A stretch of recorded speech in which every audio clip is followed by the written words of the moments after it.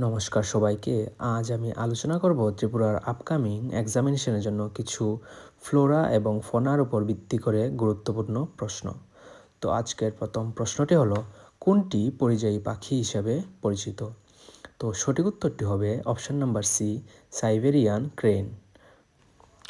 পরের প্রশ্নটি হলো, প্রজেক্ট টাইগার ভারতে কত সালে শুরু হয়? তো সঠিক উত্তরটি হবে 1973 সালে। তৃতীয় প্রশ্নটি হলো, ভারতের প্রথম জাতীয় উদ্যান কোনটি? তো সঠিক উত্তরটি হবে জিম করবেট জাতীয় উদ্যান। নেক্সট কোয়েশ্চেনটি হলো, গন্ডার সংরক্ষণের জন্য বিখ্যাত অভয়ারণ্য কোনটি?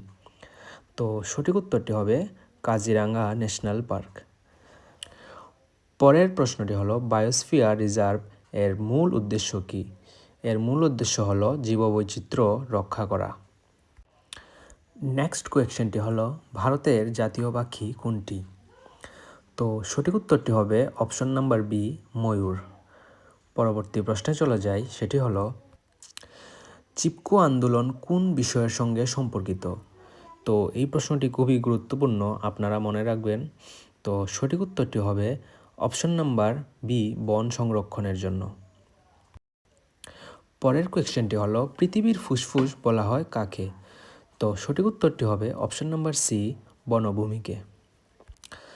আজকের নবম প্রশ্নটি হলো, ভারতের সাইলেন্ট ভ্যালি জাতীয় উদ্যান কোন রাজ্যে অবস্থিত? তো সঠিক উত্তরটি হবে কেরালা। আজকের দশম প্রশ্নটি হলো, ম্যানগ্রোভ বন কোথায় দেখা যায়? তো সঠিক উত্তরটি হবে অপশন নাম্বার সি, উপকূলীয় অঞ্চলে। পরবর্তী প্রশ্নটি হলো, কোনটি সরীসৃপ প্রাণী?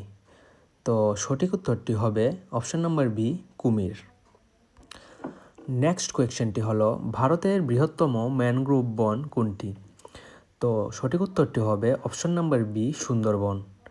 পরের প্রশ্নে চলে যাই, সেটি হলো, বন্যপ্রাণী সংরক্ষণ আইন ভারতে কত সালে চালু হয়? তো উত্তরটি হবে অপশন নাম্বার এ, 1972। পরের কোয়েশ্চেনটি হলো, এক শৃঙ্গ গন্ডার প্রধানত কোন রাজ্যে পাওয়া যায়? তো সঠিক উত্তরটি হবে অপশন নাম্বার বি, আসাম।